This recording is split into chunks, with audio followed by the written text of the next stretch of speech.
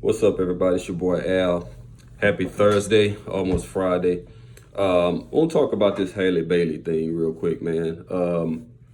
There's been a lot of backlash about Halle Bailey playing Ariel from Little Mermaid, and it's got a lot of people on both sides of the fence going crazy. It's got a lot of our um, non-black brothers and sisters going crazy.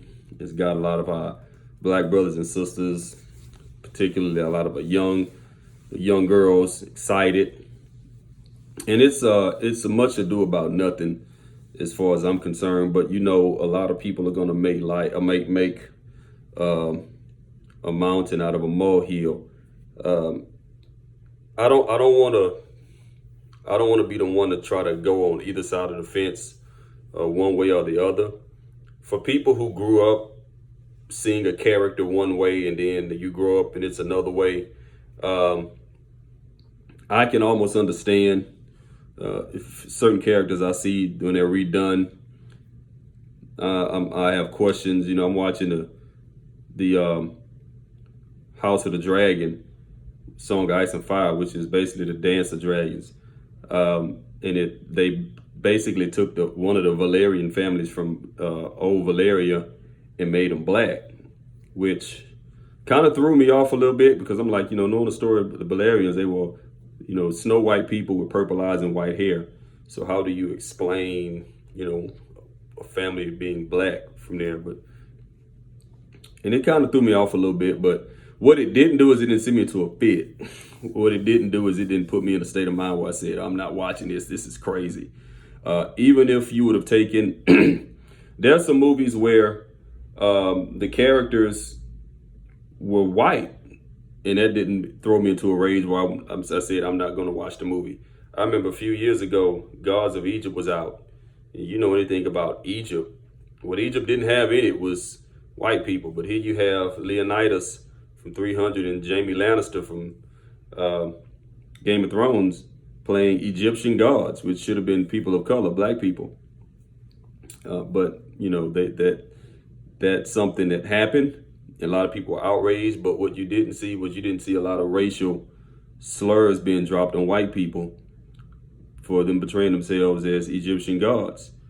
Some of us throughout the years have seen some whitewashing of characters, and our white brothers and sisters didn't have a problem with it. From Tom Cruise as The Last Samurai, to Charlton Heston as Moses, from Elizabeth Taylor as Cleopatra, to Jake Gyllenhaal as playing the Prince of Persia, to John Wayne playing, I believe, an Asian person. I believe John Wayne played an Asian person. Johnny Depp playing a Native American. We've seen all kinds of stuff, but what we haven't seen from our white brothers and sisters, or any race for that matter, is what we've seen with Halle Bailey being cast as Ariel. It boils down to being downright hatred and anger for something that's basically a made-up character. It's not a historical figure, unless there's something I don't know about mermaids. Ariel is not a historical figure. I understand that the initial rendering was she was white. I understand that. I understand that you may be a little upset, a little thrown off that she's not. I understand that. What I don't understand is the people who are saying, I'm not going to let my child watch this. I'm not going to. There's just a little something indented in people. Some of our white brothers and sisters, not all of them, but some of our white brothers and sisters that they don't like to see change in certain areas, particularly when it comes to portrayal on screen or renderings. They don't like to see change. Even if the initial renderings were inaccurate as white, they don't like to see change. For example, our Lord and Savior Jesus Christ, who was a Middle Eastern for all, intensive purposes, was a Palestinian Jew, Middle Eastern man. But he's been portrayed as white in America and other parts of the globe forever, and nobody ever had an issue with that, even though it was inaccurate. And then when you start seeing more what may be accurate renderings of him pop up, you have some of our white brothers and sisters objecting to that, which doesn't make any sense, because if your rendering is historically inaccurate, somebody comes and brings a more historically accurate rendering, why are you mad at the more historically accurate rendering? And it's because of the it goes back to something that is not quite white supremacy. I don't like to beat the white supremacy drum, but it's something that definitely helped play a fact in that. And you see the walls being torn down, and what you see with this Halle Bailey reaction, response, is resistance to that. Cynthia G was debating Dr. Umar not too long ago about men, black men. And one of the things she said that was inaccurate, she said that there would be no white supremacy without black men, because it's black men who sold other black men into slavery. Thus, we had slavery, thus white supremacy. It's not completely entirely accurate. White supremacy, black men didn't contribute to white supremacy or didn't start white supremacy in that right. The two main causes of what we know historically as white supremacy are two things. Two causes cause that. Number one, the weaponization of gunpowder and the development of the modern pistol, mullet, gun, whatever. That's the first and most important development in white supremacy, because even before the transatlantic slave trade, the development of the gun was the game changer, because European brothers came over here to North America and wiped out the Native Americans, and the slave trade wasn't even taking place yet, with the power of the gun. Going to other parts of the world where they probably were outnumbered by the natives, but the power of the gun allowed them to gentrify and allowed them to colonize most of the known world. A lot of places you see, a lot of continents where you see white people, like Australia, it was the power of the gun that got them there. That there are no such thing as really, when you go back and you look at the tracings, the history of a place like Australia, the people of Australia look more like myself than they do the white people who populate the continent now. But the weaponization of gunpowder, the modern weaponizing the gun, is what is the most powerful part, or the most powerful instrument in white supremacy. The second most powerful weapon in white supremacy isn't necessarily a weapon, but it was used as one, and that is the perfecting of the canvas. What I mean by that is this: white people, and I said this in previous videos, I'm pretty sure I did, but this is for the purpose of understanding why people are so upset with the Halle Bailey thing. White people were the first race that could take what they perceived as beauty and show it to the rest of the world. When the Egyptians would draw what they deemed beautiful, it had to stay on that rock or that sculpture that it was built upon. The Native Americans painted their ideal of beauty. It had to stay in the caves or the walls or the renderings of the rocks they drew them on. Everybody else, every other indigenous people, whenever they drew or painted their renderings of what beauty was, it had to stay there, and for them to behold it, and them only. But what our European brothers and sisters did was perfecting the canvas where they could take their art and travel it around the world and present their standard of beauty to the rest of the world. Nobody else got to do that. Nobody else had the luxury of taking what they perceived to be beauty and showing it to someone else clear across the globe. The first people who got to do that was the Europeans, and because they did that first, they are used to setting the first standards of beauty and exception, physical beauty and exceptions, because they were the first to make that travel the world and show everybody else, hey, this is what beauty is, before everybody else got to see what was in, caves and dig up antiquities and things like this.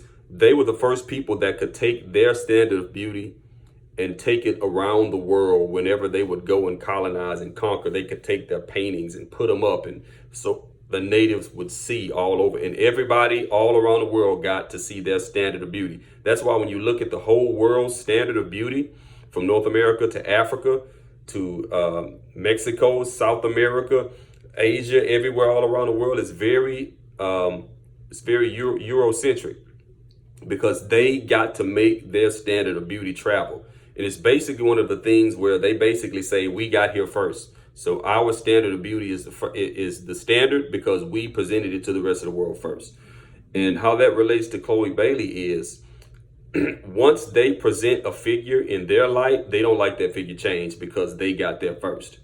It's the reason why they don't like Jesus change. Even though it's obvious when you look at where Jesus was from that he was not white, because they got to offer up their rendering first, they want that to stand. They want that to stand because they were the first to cast Moses as Charlton Heston and Elizabeth Taylor as Cleopatra. Because they did it first, they don't want what they touched first to be tampered with. A lot of our European brothers and sisters have this mentality, and that's the reason why this Halle Bailey being cast as Ariel is such a big deal. They don't like what they touched first, and they defined as beauty first to be tampered with or touched. They don't mind touching yours, but they don't want theirs touched. And again, this is some of our brothers and sisters, not all of them. And then there's this. I may have said this a time or two. When you look at somebody who's perceived to be a beautiful mermaid, as Ariel is, a make-believe creature, again, let me reiterate that, make-believe creature, Ariel, or the Lord and Savior of the world, Jesus Christ, right? There are certain sectors of our European brothers and sisters who just can't bear the thought or fathom the thought of those figures, one make-believe in Ariel, one real in our Christ. They cannot bear the thought of seeing those figures as figures of color. And there's one thing I do know about some of our European brothers and sisters, our white brothers and sisters. There are a lot of our white brothers and sisters that are comfortable with people of color, as long as those people of color are operating and functioning in capacities where they're comfortable with seeing them function. There are white people who don't have a problem with black people as long as that black person is functioning in the capacity that they're used to seeing that black person function in. Nothing was more clear about that than when we had a black president, President Barack Obama. Now, there are some white people who never had a problem with black people a day in their life. Weren't saying anything, never, not gonna say never, but were not regularly saying derogatory things about black people until one sat in an office where some of our white brothers and sisters perceived to be too high for a black man to sit. That's an office that there's some of our white brothers and sisters thought that it's too high of an office for a black man to sit. And when they saw that man in that office, some of them lost their character or showed who they really had been the whole time, because they were only comfortable with seeing black people function in certain capacities. It's one of the reasons why in certain sectors, you don't see a lot of people of color get too high in certain work areas, certain job areas, certain sectors, career sectors. There's certain, careers where people of color they'll only get so high, and then they won't go any higher than that, because there are certain people who just aren't comfortable with seeing people of color, and black people particularly, function in roles outside of the ones that they've grown to be comfortable with. And for a lot of people with this Ariel thing, Ariel is young, she's beautiful, she's glamorous, she's sweet, she's innocent, and a lot of people just don't identify that as a black girl, which is heartbreaking. For a lot of people, and also a lot of our black brothers and sisters, they don't identify any of those things of Ariel with the black girl or a black woman. Now, if this was a recasting of Married with Children, and you recasted them as black, I think people would be more accepting of that. Struggling family, lower middle class family, wife and husband always fighting, daughters loose, sons kind of a loaf. I think people would be more white brothers would be more comfortable with recasting that show with black people than they would Ariel. I wouldn't, because I just love the original Alan Pegg. I would love to see a spinoff, by the way, for Married with Children. If it wasn't such a show that would be canceled because of the cancel culture that we have today, I would love to see not a reboot, but a kind of like what they did with Roseanne, kind of pick it up. Alan Pegg, grandparents now, wrestling with their grandkids. Their grandkids are teenagers, so giving them grief. I would love to see that show. If they could bring that back, that would be awesome. But I think that a lot of people need to chill out with this thing. This isn't life or death. Nobody needs to go this crazy over. Nobody needs to go this crazy over a character being changed. And I don't necessarily attribute a lot of it to being racial, but there is a sector of people who just don't like to see characters, beloved characters they grew up with, changed. When we had Black Panther come out, I didn't see the same backlash as Black Panther because the historical character was a king of in Africa. He was the king of Wakanda in Africa. So when that dropped, there weren't white people like, oh, what is this? There was some, obviously there was some, but it was not the backlash that this thing is getting. So I know that some of it is racial, but I'm not willing to put 100% on the backlash to it being racial. A lot of it is, and it shouldn't be, because again, the character is not a real character, and if you have a problem with it being Ariel, it shouldn't cause you to go out of your way to create racist posts. It shouldn't cause you to go out of your way to talk about how you wouldn't let your children watch it at all, as if it's about to be a lot of cussing and 40-ounce drinking in the movie. Because the character went from white to black, that's not a reason to throw an absolute fit. I could even justify it as a reason, be like, what, really? Okay, they doing that now. I'm not really with it, but okay. But to throw these fits that people are throwing makes it seem like part of America's racist slip is showing. You try not to hit people with that stick, because that's one you can't really take off. You can't really take off that racist card, just like you can't. That's a hard thing to tag somebody with. Just like a child molester or pedophile. Once somebody puts that on you, man, that's on you. And that's hard to take off. So you always want to be careful when you stick those tags on people, because those are tags that'll stick sometimes for life, unfortunately. But I just think that people need to take a chill pill, need to calm down about this thing. I'm excited that little girls of color get to see it, and see somebody they can identify with. I do think that we as parents of young black boys and girls do need to make sure we educate our children to know that even if you don't see somebody on television that looks like you still are somebody. You still can grow up to be somebody. I know we paint this thing in the black community that our black kids need to see some representation of themselves on television. Yeah, but our black kids also need to see some representation of themselves in the community as well. Helping them get this education, because it won't matter. Don't put all this emphasis on black kids seeing other black people on TV when we got what's going on in our communities. We got bigger fish to fry than that. I mean, I get it, but black people acting like this is such a big deal for young kids to be able to see a black mermaid. I get it. Yeah, I get it. It's exciting. But let's not act like that's the end all be all. We still got to raise these kids. I'm raising a 3-year-old, about to be 4-year-old myself.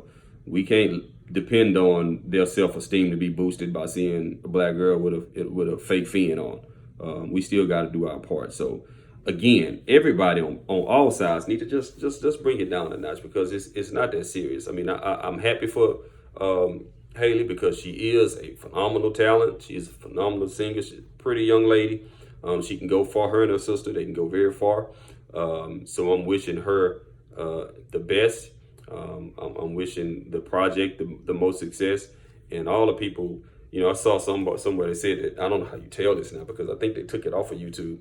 Really interested to know how they figured this out, but there was 1.5 million dislikes on the preview for the movie, for the show, which is, that's a lot of going out of your way to hate something. Like, if you knew you weren't going to like it, why would you click on the preview to begin with, just to go on there and create that drama?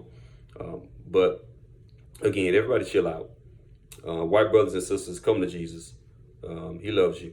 Our black brothers and sisters, it's cool, but we still got work to do. Everybody just chill out on this. It's your boy Al. Don't forget to click like and subscribe. If you agree with what I'm saying, put it in the comments. If you don't, you want to shoot it out, we can shoot it out as long as we do it respectively. It's your boy. Peace.